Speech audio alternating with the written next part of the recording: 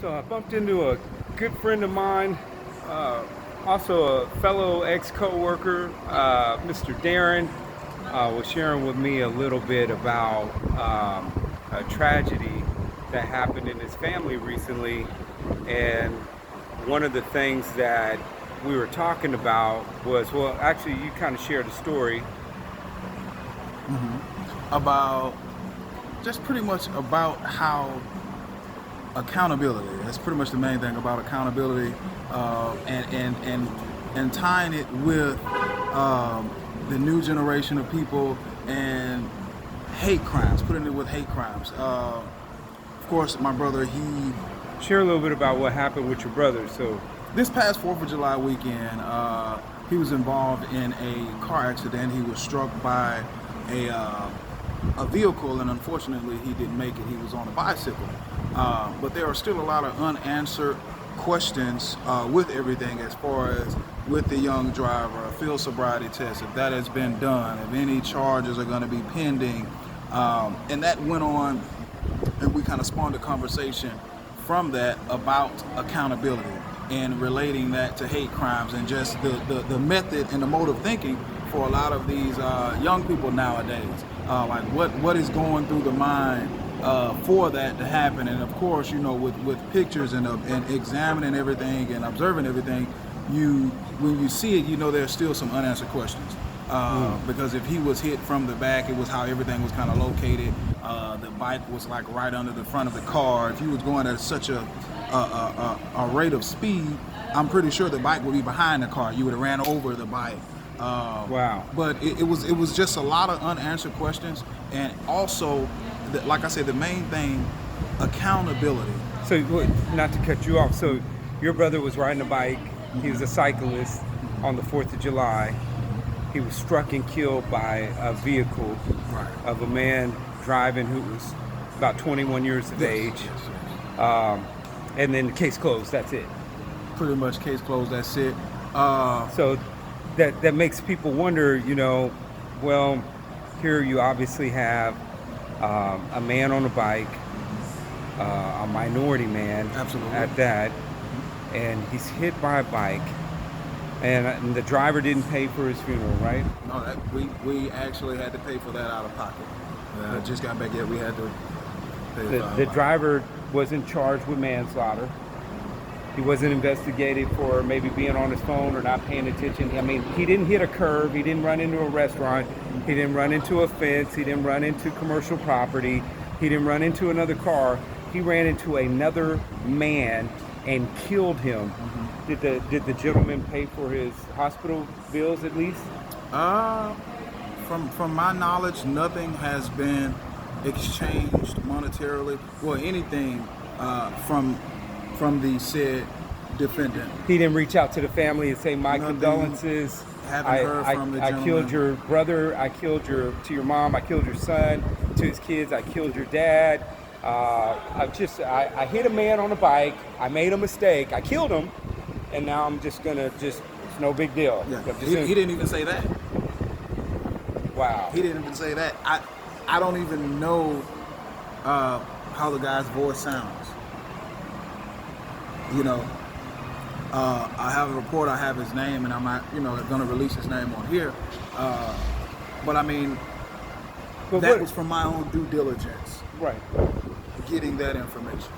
And this is more about you speaking, because I tend to speak, and I try not to speak, but I can't help it, because sometimes in my mind I can't help but wonder. I'm like, well, now life goes on. I just killed a man. Mm-hmm. I didn't come out of pocket. I didn't say, hey, I mean, because if something like that, God forbid, knock on wood, if I ever accidentally did something like that, the first thing I'd be doing is, what credit card am I going to use to help pay for this tragic thing I did? Right, absolutely. Absolutely. I mean, I got to come clean on this. I mean, I made a terrible mistake. I got to make some calls. I got to go by the bank. I got to sit here and say, well, I mean, I'm just thinking, correct me if I'm wrong. No, that's absolutely correct. I'd be like, well, I'm terribly sorry. I did something horrible, and it was an accident, and I want to at least contribute something. Yeah. I want to contribute something to help pay for this. Give me the kids' names so I can pray for them and put money in a retirement for them. I mean, school fund for them. Let me. Am I going in the right place? I mean, you're going in the perfect direction, and to have that, to that shows your compassion, you know, and it shows true compassion, because even if you can't cover it, the simple fact that you would reach out as a human being would allow us as human beings, even in our time of grief, to step back and connect with you on that level. Like, hey, he's trying to understand what we're going through by reaching out. Hey, you guys lost someone in your family. Like you said, this is someone who's no longer on this earth with you, and I took part in taking that person away. So how can I serve you? How can I serve the family? How can I serve his legacy? Right.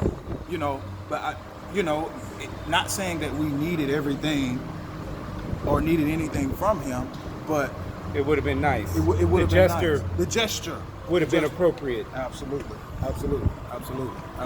What a failure of the parents to raise a bastardized son. Absolutely.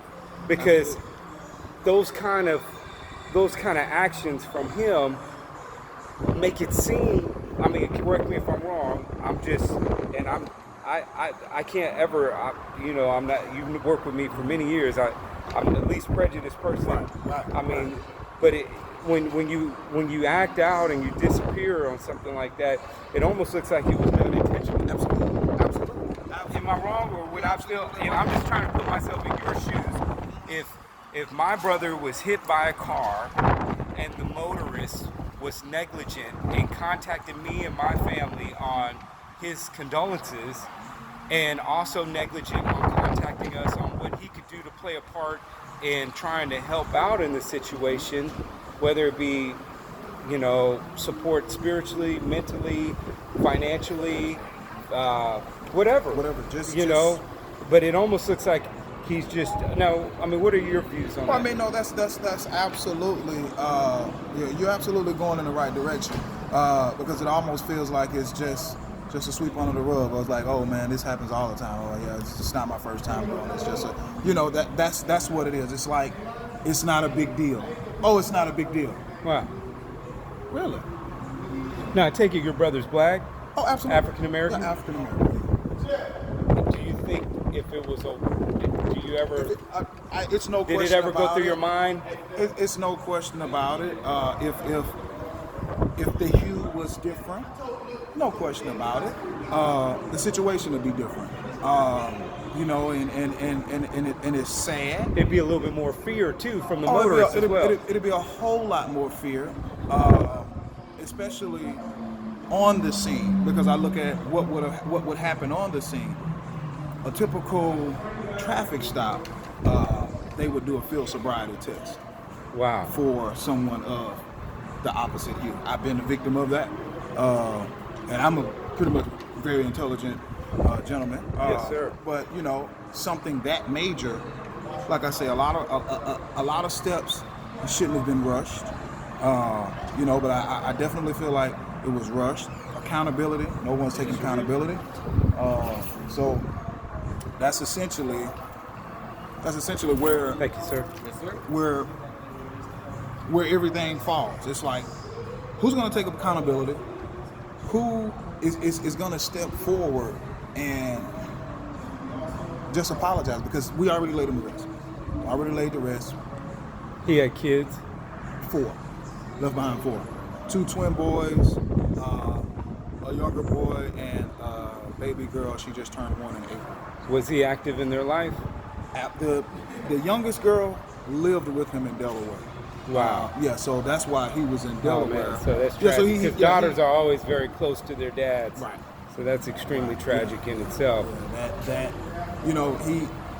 And who knows? Maybe this guy is terribly sorry and he doesn't know how to react, and he hasn't really digested the trauma I could give, what if I threw that out there that maybe he But I can't. look at it like this. Like I said, I did my own due diligence, my own research, my own investigation. He has parents. The vehicle that was used was in his father's name. So by me being a parent, if my child was involved, I'm immediately I'm there. immediately there. I'm Apologizing. immediately going to reach out to the family. Yes. So the fact that you hadn't heard anything from The parents- child nor the parent Tells me that they're tells me a just whole lot. terrible people. Absolutely, absolutely. Terrible. Because we're in the day and age of technology. So it's been no almost, excuse. it's been 23 days since the incident. 23 days, nobody's ever reached out at all. Terrible. Terrible. So and that's And what was your brother's full name? Melvin Gray. Melvin what? Gray. Gray. Melvin Gray. Melvin Gray hit by a motorist like it was nothing. Yeah. Like life was nothing. Do you feel maybe the younger people today,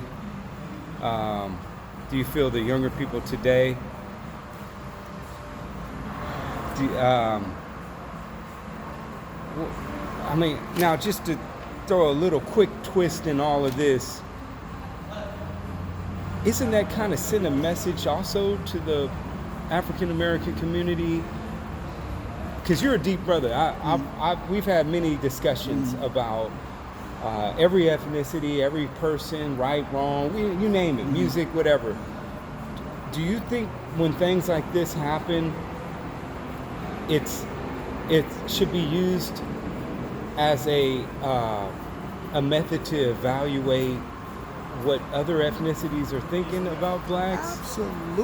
Absolutely. Because you have to really understand, what do you do when you're threatened? If you're threatened by something, what's your first reaction? to defend myself. Right. Defense is the number one mechanism used against, because everybody's threatened. But why are you threatened? Wow. But maybe it's just ignorance or never been really, or, and Sometimes it's stupidity and it's ignorance, because a mentor of mine, old college professor, he's dead and gone. He said, ignorance can be fixed, but stupidity is failed. So that's why I say it's a little bit of both. Some Right. people just don't have any idea of it. Some people have an idea of it, but they just fail to accept it. Like you say, I mean, we had a lot of conversations about a bunch of different ethnicities, and people always say, oh, why you gotta pull the race card? Well, I didn't pull it, I just played it. wow. You see what I'm saying? You dealt the hand. I just played the card. People don't think like that. Oh, why you played it? I'm not the dealer. I'm the player. If you deal me 5 cards, I'm gonna play that hand to the best of my ability.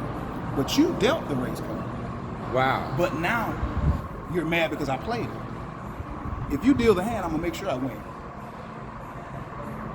So, but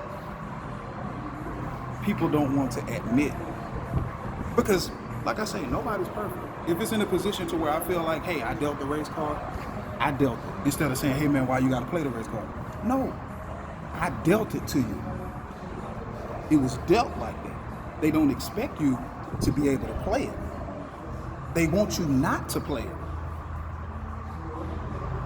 because they don't expect you to know how to play it. Wow. I know how to play the card, and turn it back on you, so you'll realize, wow, I dealt that. There's been a real movement of a lot of younger men having a lot of animosity towards blacks and Hispanic men, doing various hate crimes. In your words of losing your older brother, would you have a word to men who are struggling with just feeling like they can just go out and kill a black man like it's nothing? My thing is, Or a Hispanic man? well, I look at it, first I'll say any man. There, that's right. I'll say any man, but what I also want to do is because we live in a society to where I call it a microwave society. I call it a society, a yes society. Everything isn't supposed to be easy. We live in a society to where everybody wants everything overnight. Everybody wants everything to be easy. There you go. It's not meant to be easy. You know, you have certain movements where people say they were born like this. I'm not going to name anything, but you were not born any type of way, because I'm a prime example. What's the cyclist, Armstrong? I think his name Lance Armstrong. Mm-hmm. When he was born, I can promise you he didn't know how to ride a bike. That's right. That's right. Michael Phelps, when he was born, I can promise you he didn't know how to swim. But to say you were born a certain way is pointless. You know, so it's almost like you're given an excuse before you even try. That's essentially how I was born like this. You're giving up before you even try. So it's like, to say you were born a certain way, you don't know that. I tell people, my dad years ago, my dad did this and I know we're jumping all over subjects, but hopefully somebody will take this and tie this in.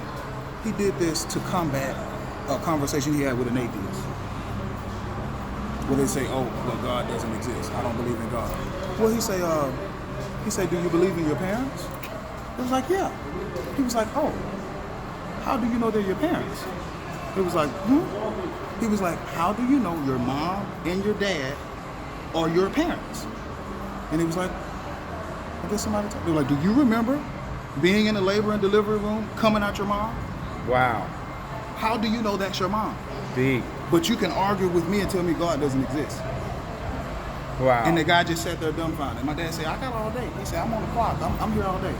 So whenever you can answer that question, right, then I'll believe that God doesn't exist. So the men doing the hate crimes, basically, they need to know that at the end of the day, we're not saying that was a hate crime, mm-hmm. but when you don't get a hold of the family and you kill somebody, you don't apologize, you don't pay for a funeral, you don't console the kids, you don't apologize to the kids or the wife, you don't sit there and apologize to the brothers and sisters. You're allowing so many negative thoughts to come in. To foster. So basically, if you're making something look like it could possibly, he's been riding, he saw a black man and said, "Screw it, I ain't care, I'll just hit this fool and keep going." But we need to take them out anyway. They're going to kill themselves anyway. Yeah. We're going to say the quotes that they don't think we know. They're going to kill themselves anyway. That's why we put them all in the inner city, put them all together. They're going to kill themselves anyway. Wow. Really? We wow. are. Wow. Really? And not everybody's like that. He could have been a hard-working doctor, lawyer. He could have been curing cancer. But we just going to throw them all in there and let them kill themselves anyway. Really? So to the men who are doing the hate crimes, they should stop, because they kill a family when they take. And I tell if them, it was that, I'm not saying that's the case in this scenario, but I'm just saying if it was tied to being a hate crime, people who do hate crimes need to know that you don't only kill that individual, you kill their dad, their mom, their brother, their sister. Everybody takes a blow. I mean, and guess what? Even their close friends who may be a different ethnicity take a blow in that. Absolutely right. And I admonish people to put yourself in the other person's shoes. Because it doesn't matter until it hits home. Put yourself in that other person's shoes and imagine a hate crime being done to you. Because see, you're imagine your brother or your sister. Imagine your sister on her bike gets hit and or no, imagine you getting hit. See, I wanted to hit close to home. Yeah. Because I look at it like if it there don't. You go. Because like in imagine you're on your bike. You're on your bike. You get hit. You get hit. There's no real investigation. No charges pressed. Guy could have been on the phone. He could have been arguing with his girlfriend. Could have been drunk. Could have been high. No investigation on your life. Nothing done. Let your family pay for everything. Your family pays for everything. Nobody's gonna parent your kids now. Your kids are now without their father. Yeah, imagine that. Yeah. And then we'll see how nonchalant everything will be. And then nobody talks about it. Nobody talks about it. You know, the family, we don't reach out. Nobody cares. Yeah, because see, it's weird I bumped into you because I saw it on I was already going through so much this last couple of weeks. I've been hectic. But I saw what happened. I saw the pictures you posted, and I said, man, I just prayed for that brother and his family. You know, and I could kind of sense, you could tell when somebody loses a family member and that family member's cared versus when people put on Facebook a family member that just died and they just kind of quick, you know, but you can kind of, sometimes you can just kind of feel it. It's no real reason, but you're like, dang, hey, that was a tragic loss. Yeah. You know what I mean? That You don't really, wasn't just somebody who it didn't have to wanted to be be a lot around. of pictures or anything, but you could just, from the comment that's left, they could just, you can tell the wording. He's like, dang, that was a real one.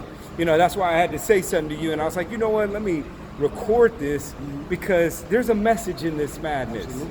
Absolutely. And if there was anything else, I guess, that you would have to say real quickly, I guess I have about a minute left. If there was anything else you could get off your chest and everything that we've discussed, what would it be? My thing is, if I could just say one thing to just kind of sum it up, know your worth, know your value. Because if you don't know your worth and know your value and show it to the world will never know it. So if they don't know how valuable you are, how much you feel or you know that you are worth, they won't care, and they can see it in you. They can see how you carry yourself. So I just admonish everyone that this reaches to just know your worth, know your value, do your own investigative research. Don't just take what someone says and let it be it. Everybody has a mind for one reason. If you can understand this message, you can definitely do your own investigative research. You can better yourself. Because that's pretty much what everything is about. Bettering yourself so you can help the next person. God bless you, bro. Anytime. God Anytime. bless you. It was a blessing. Same here, bro.